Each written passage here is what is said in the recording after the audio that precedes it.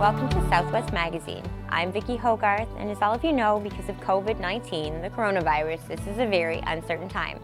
Information is changing daily, and as we record this episode on March 16th, we expect the information we have and our community's approach to it to evolve as well. We would like to remind everyone not to panic, but to call Healthline 811 if you develop respiratory or flu-like symptoms. We encourage all of you to get your information strictly from viable sources such as Horizon Health's website, as well as official town websites run by your respective municipality. The provincial government is also updating citizens with information regularly at gnb.ca/coronavirus. Premier Higgs and Chief Medical Officer Dr. Jennifer Russell are holding daily news conferences at 2:30 p.m., which you can find live right here on CHCO, as well as live streamed on our YouTube channel. For this episode of Southwest Magazine, I sat down with Elizabeth Eldridge of St. George, who spearheaded Charlotte County Community Helping Group just 48 hours before our interview. Already, the Facebook group has nearly 2,000 members and has proactively and with serious precautions delivered necessities to people in our community during this uncharted time. So tell me about your spearheading Charlotte County Community Helping Group. Can you tell me a little bit about, it's a goodwill organization, we should make that clear off the bat. It's not a government entity, but it's something you started out of what you saw as an immediate need during the coronavirus crisis.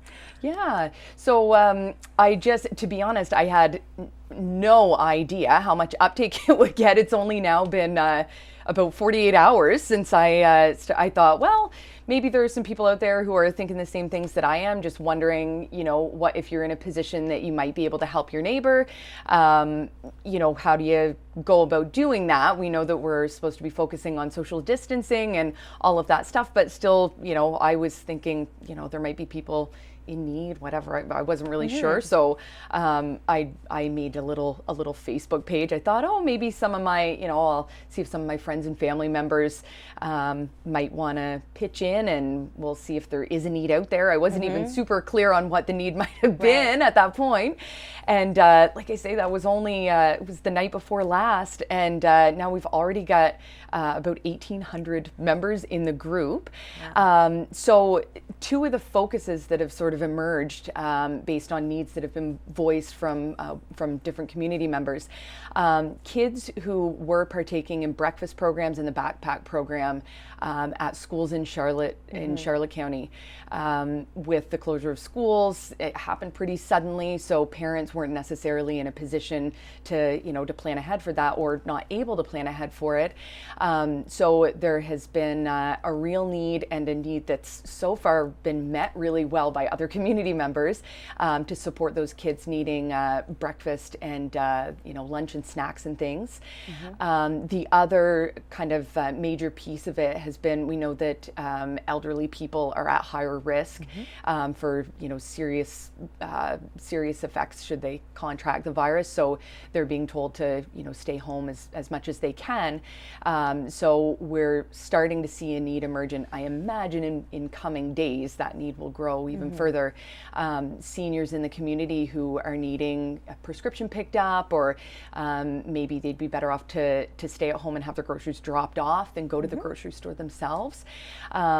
But there have been sort of one-offs as well, like people just having unexpected needs, I guess, because we're all muddling through this really unpredictable situation. Right. So we had, for example, there was someone who posted in the group, said an elderly couple that she knew, they were not in a good position they burn wood for heat, and didn't think they were going to have enough wood to get through this next little bit. And now, after all of these restrictions and recommendations for isolation, all of this stuff started, they weren't able to get anyone to get wood to them.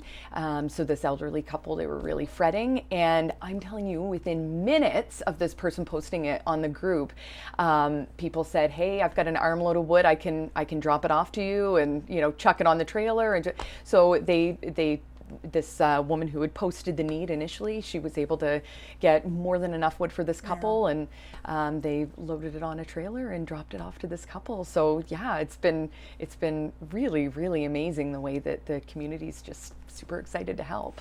Now, one of the concerns, obviously, in a crisis is that, are we communicating? How are you working with the local organizations to make sure everyone's sort of aware of what needs are being met and who's taking care of it? Yeah, well, I think that's been one of the really great things that what became clear really quickly to me was that lots and lots and lots of people wanted to help. It's just that there was no one really knew how to go about it, I guess, right? Aside from, the things that came to mind for people were dropping off items at the food bank or, things like that, but which is awesome to do. But this has given us sort of a hub, and we've been communicating with the local agencies who do this really awesome work year round to really find out where is the need. So the Open Door here in St. Andrews, the St. George Area Food Bank has been amazing, and so we've been communicating with them, figuring out what needs they have, and helping them to, since our group has grown pretty large pretty quickly, we've been able to communicate any messaging from them as well about, for example, in St. George, they extended the hours and some things like that. So it's been helpful, I think, to just have like a hub, I guess, or a central point for that communication. Have you found, in terms of the food banks, all the local food banks in Charlotte County, are they finding they have more of a need for certain things at this time? I know there's a crisis for people just overreacting and buying toilet paper, so I imagine the food bank might be experiencing less donations of certain items. Have you found that so far? I'm not sure. I can't speak to that myself. I know that in talking with the food banks, they're anticipating a growing need for sure. But honestly, in this area, food security, it didn't just start becoming an issue 48 hours ago, right? It's been an issue for a long time, and I think in a crisis situation like this, where there's plenty to be stressed out about, if we can do something to help alleviate the burden of, some of these logistical things, right? Like where your kid's breakfast is going to come from, right? That's likely a family who already has enough to worry about. And for example, a lot of the needs that have been voiced in the group have come from lots of times it's one income families, and they're now in a position where they've got 2 or 3 kids who are, young elementary age kids that are now home from school, and they're not sure what to do, right? They've had to stay home from work to keep the kids through the school day. So even with faster access to EI, it's still, an immediate problem. It's an immediate problem. Yeah, exactly. As far as the breakfast programs at the schools go, how do you know which children might not have food at home right now, and how are you getting that to them?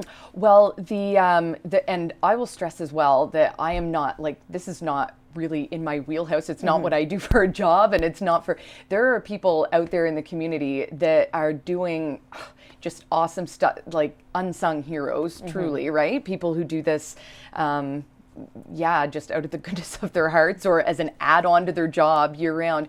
And the coordinators of the breakfast programs at schools have been really just going above and beyond to make sure, even with the decision to close schools happening pretty quickly, they all put things in place the very best that they could to make sure that kids that they know were getting breakfast through that program would get, some kind of follow-up. So, for example, through Blacks Harbor School, the person who coordinates that program, through some funding efforts and then collecting donations that we tried to help facilitate a little bit of that too. She was accepting donations that people would just drop off. So there was no physical contact.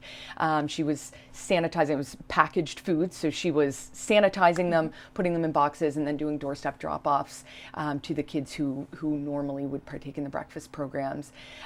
So it's really amazing to see, how willing to go above and beyond so many people are. Yeah. What role are you hoping Charlotte County Community Helping Group plays? Are you the facilitator? Are you working to connect to organizations or volunteers? What role have you found yourself playing, and what role do you hope to play?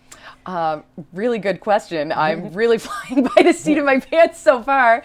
Like I said, I didn't have a firm plan in mind when we started, and everything's just happened kind of organically. So so far I can only speak to it's only been 2 days, so who knows what it'll look like tomorrow or next week. But so far it's been a little bit of everything. We've had individuals reach out to us, and then we've worked to meet those needs.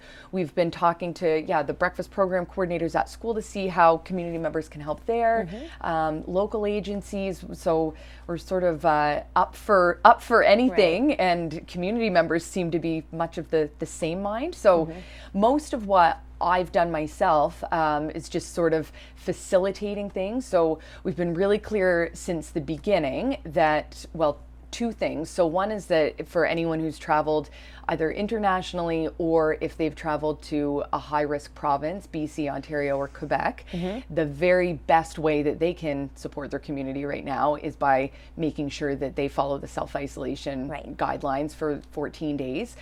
So we're asking individuals in that position not to participate just right now.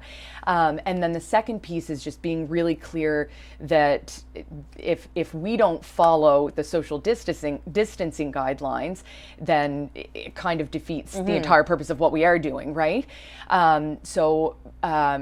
Just being really clear with anyone who's volunteering that there shouldn't be any physical contact actually with anything I've done so far. I haven't seen anyone's faces throughout it. So what it looks like, someone might, so let's say Susie sends me a message, and Susie says, I'm a single mom, I live in such and such a community, I have 2 kids in elementary school, normally they would get the breakfast program, and I'm worried about their food for the next couple weeks that they're off school. So Susie's told me the area where she's lived. So I post on the group, hey, we've got a need. It's 2 elementary age kids. I'll specify whether or not they have any allergies or anything like that, or if there's anything specific that the parent says that they're looking for. And what we look for is a drop-off person, kind of a point person, and then volunteers to donate items. So let's say you commented on this post and said, hey Elizabeth, I'll be the drop-off person. So I would say, okay everyone, Vicky's the drop-off point. If you're interested in making a donation, message Vicky and she'll tell you where she lives and the time frame that you can drop off items. So then you as the drop-off person, you're going to set a box out on your doorstep, and you'll say to anyone who sends you a message, yep, you can drop stuff off until 6 o'clock this evening. So people come and put items in that box at 6 o'clock. You get the box off your doorstep, put it in your vehicle, and then I've messaged you to say, here's the address where you're going to drop it off. So making sure that we do whatever we can to respect people's privacy. You don't even know the name of that person. You just know the physical address, and you take it to that person and drop it off on their doorstep. And that person I've let that person know, hey, Vicky's gonna drop it off at 6:30 tonight. So that person knows that it's coming. And in terms of food, is it store-bought items? I know there's a fear out there if people are making stuff at home to donate that it could be contaminated. Right. So we're encouraging packaged items, and as far as like breakfast items often include fruit, so we're making sure that it's things like bananas as opposed to apples, or So we're making sure we're as conscious as we possibly can be about the virus transmission stuff, of course. So is it mainly a Facebook group? How do people get in contact, whether they want to volunteer or whether they are in need? So the Facebook page seems to be, so far it's working really well, although it's there's so much activity on it right now. It's getting a little bit unwieldy. What a great problem to have, though, right? There's so much activity because people are saying, hey, I can help. How can I help? Let me know. So I'm right now just trying to kind of chunk it up by county. And I think as we see more needs voiced from community members, I'm hoping and planning to delegate a bit of this stuff too, so that we can have maybe, say, a contact person in St. Stephen and St. Andrews and Penfield and, you know, the different areas of the county. But yeah, if people want to get in touch, get involved, just see what's going on, they can find us on Facebook. It's Charlotte County Community Helping Group. And just send a message there. And just, send a message. And yeah, if you want to get a feel for how giving people in the community are, it won't take you long to get that message. All you've got to do is scroll through and see people being willing to help any way they can. It's just been really, really overwhelming. Like I was saying to someone earlier today, it's amazing where we live that other areas of the world and even other places in Canada, people are fighting over toilet paper, and they're hoarding supplies and jacking up the prices, and here in our community people are saying, hey, I've got toilet paper, how much do you need? I've got bananas for your kids' breakfast, let me know, I can drop it off. Like people are just, it's the opposite of what's going on in a lot of parts of the country, right? So yeah, it's been really, really amazing. And I think a really good I know for me a lot of people feel really helpless, right? And yeah, we're all just kind of at the mercy of, no one knows what's going to happen next. It's really unpredictable. It's a really unprecedented situation. No one really knows what's going on. And yeah, the stress of that too is just, it wouldn't take it long. That combined with people being socially disconnected, it doesn't take long for it really to impact our mental well-being too. And so I think this little, it's been such a ray of sunshine, I know, for me, and I think for a lot of other people too. It's helping the helpers at least as much as it's helping the people who are needing the support. I appreciate that your group isn't oversharing in terms of the news, especially when we don't necessarily know where the source of the news is coming from. So a lot of the information out there isn't correct, and I'd love to stress to the people watching at home, every day at 2:30 we are airing, CBC is airing, Rogers is airing a briefing from the Chief Medical Officer and the Premier. So that's a great place to get information right from the government. I know that you should also visit your town websites to see your daily updates there, whether they're daily or every time there's a town council. What are you doing to work within the community to touch base with the towns in order to share information and make sure we're streamlining all the things we're doing and making sure we connect people properly and safely? Yeah. Well, and I think that's a great point about, the information sharing piece. We've tried to, in this group, we've really tried to kind of to eliminate that.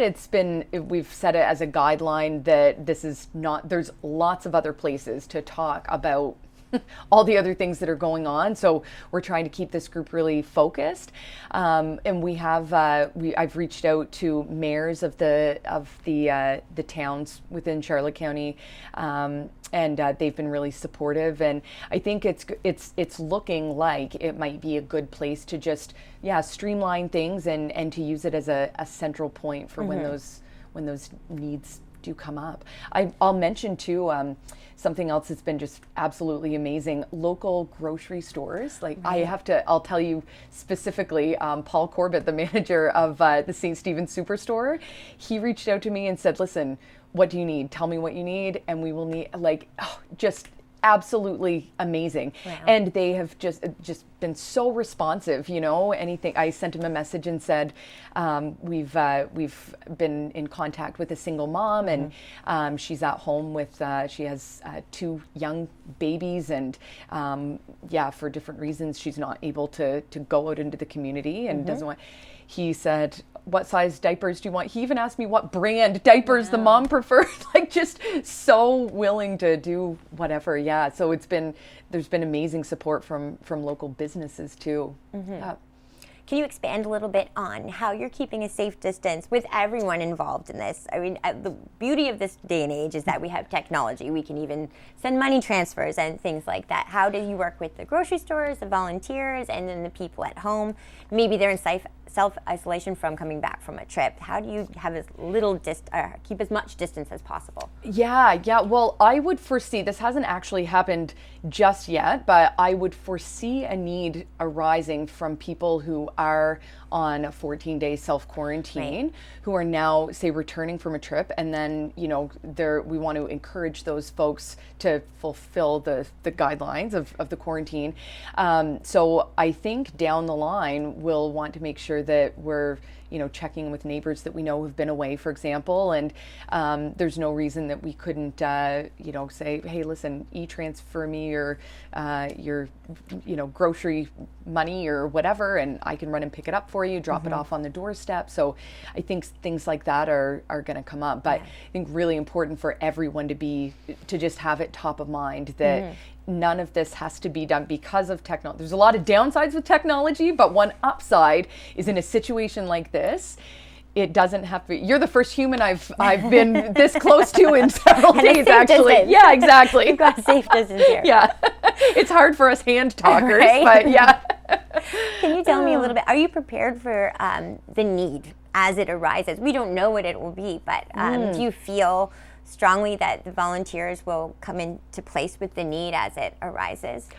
I have to say, I feel really, really confident. I mean, like you say, it's nobody knows, but I do feel confident right now that if we can't meet the need through people who are willing to volunteer, the connections that we've made with local agencies and local grocery stores and things like that, I feel pretty sure that we'll be able to at least connect a person with an agency that can help. Yeah. How we're talking about crisis right now. There are obviously people, I think a lot of people are waiting to see what happens, but you're right. There are people who are in crisis right now, be they breakfast program students who aren't going to school right now, who won't have anything at home. Are you prioritizing certain needs as things go along, dealing with the most immediate issues right now, and then preparing yourself for the people coming back? As we said, from international travels that will be quarantining and probably in need of groceries. I'm sure they're coming home to empty fridges. Right. So far, I mean, yeah, it's only been 2 days, so it's yeah, we're not sure. Up till this point, we've been able to boom, boom, boom, just you know, as each need comes up, we've been able to address. I'm telling you, some of these needs have been. I will post it within 60 seconds. Someone will say, hey, I'll be the drop-off person. Within 5 or 10 minutes, I will post and say, okay, the need has been met, because we've had, you know, 8 or 10 people say, I'm going to make a donation. I'm going to drop off into that box. So we're trying to, I've been doing it that way because we don't want to exhaust resources and exhaust volunteers, and there's no need of, you know, one person getting, you know, groceries for the next 6 months if there are, so we've tried. I don't really have a protocol or whatever in place for it, but you know, as soon as, generally, I guess I've been going with, you know, if say 8 people maybe have said that they would donate, and then I check in with the drop-off person too to say, hey, did you get enough? In every single case, the drop-off person has said, oh my word, yeah, we've got tons, and we've had, but yeah, being mindful of what's to come, I guess, trying to sort of space it out. And I think even just things like encouraging people, like people have started threads saying, hey, reminder, you know, if your neighbors have been away and they're coming home this week, call them, like, don't visit them, but call them on the phone or email them, text them, whatever, and let them know the next time you're making a grocery run, do you need anything? Or you know, if you live nearby to elderly people, give them a call, see how they're making out, see what they need. So even just those reminders. And I think what I would like the group to be is a place where people feel empowered to help where and how and if they can, right? Rather than me kind of being directive, I guess, right? Because we all have different, we all have different stuff going on, different ways that we can help. So being able to put a person in touch with a means that they can help that feels good to them and comfortable to them, and a way that they have access to, Obviously, technology opens communication lines such as this. How are you using this to then find people, maybe it's seniors who aren't on Facebook, who might not know of this group, who might be vulnerable and at home right now, and children who might not have responsible parenting, who are home from school right now and might not have the things they need? How are you working with the people in this group to find those people and make sure they're taken care of? Yeah, so far the community has been, we're such a tight-knit community that there are lots of little, I feel like we've got fingers in a lot of, or, our tentacles are out into a lot of different groups, areas, or whatever. So that was an issue that I hadn't actually really thought of myself, that a lot of seniors might not, they might not be spending their days chatting on Facebook or whatever. So we made a little flyer, and I posted a thread that said, don't print this flyer off and go taking it around to places, but if there's a place that you're going that you think it might be useful to have this posted, print it off, or I can email the poster to you and you can print it off. And if you're going anyway, then, you can pop it up there. And luckily within just, again, in minutes, people were commenting and saying, tagging a friend who lives in the seniors complex in St. Stephen, and, can you print this off and put it up in your building? And so,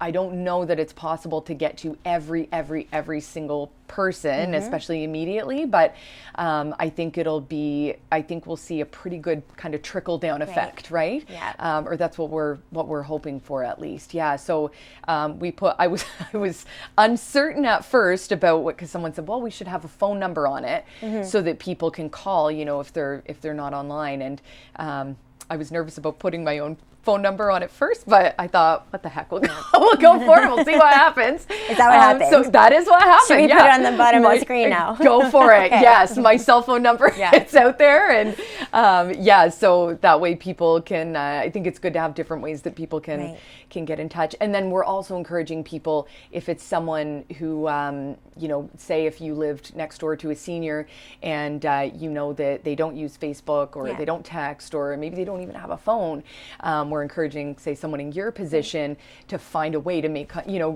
slip the poster through their door, right? Or something like that. Or give a phone call. Or, exactly. People that you might be worried about. It's a great way to keep your distance and do your check-in. Yeah, exactly. Well, thank you so much for joining me today, Elizabeth. I just want to remind everyone at home to just do your daily visits to gnb.ca/coronavirus and Horizon Health's homepage. Also visit your local town website every day. We want to make sure you're just getting the right information. Charlotte County Community Helping Group is a great place to join online if you just want to be a part of doing something for your community, whether you can actually get out and volunteer or just make phone calls. There's stuff that we can do to help each other. And if you're feeling symptoms, call telecare at 811. Don't rush to the hospital. I'm sure I will have you back. Oh, me too. My heart is bursting, honestly. Yeah, it's been wonderful. I really appreciate you having me. Thank you so much.